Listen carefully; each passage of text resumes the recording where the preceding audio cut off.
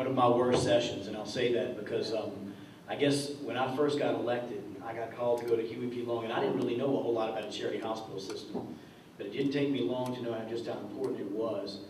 And you know, from that moment on, we fought very hard and vigorously to keep the hospital open and to have a session where it was closed in such a terrible fashion, you know, to have it backroomed and that kind of thing. And they were so afraid to bring it up. Anytime somebody's afraid to bring up legislation, they got to time it by hiding it from people. It really shows, you know, that probably it's not really that great.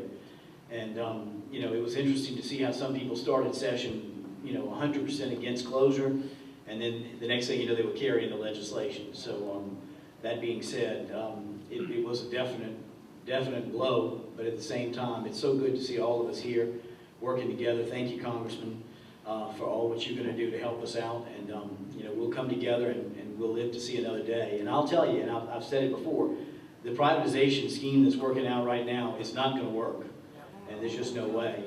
And those who got involved in it, the two hospitals, are going to see that it's not going to be profitable, and they're not going to be able to afford to keep doing it. And so there may be a day when we may see another hospital open, and that's what's so important about keeping the structure.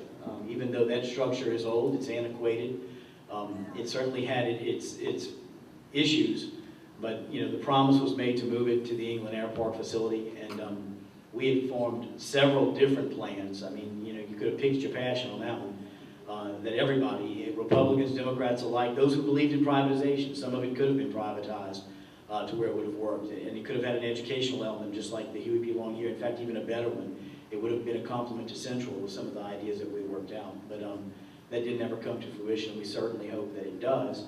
But anyway, but just, you know, my heart goes out to each and every one of you who work so hard, for all the employees, for all the patients, Miss Angelina, your brother. You know, it's stories like that, and there are more stories than you would even care to know about.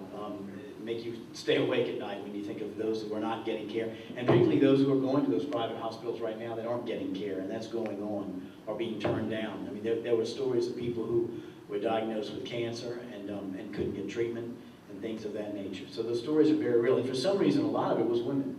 A lot of it was women. It was just an unbelievable number of women with breast cancer that were not able to get screened, that had lumps in their breast and things of that nature. It was staggering to hear those stories. But in any event with that, let's keep our chins up and keep fighting, and we'll live to see another day, and hopefully a very successful one at the end of this litigation. Mayor Walker.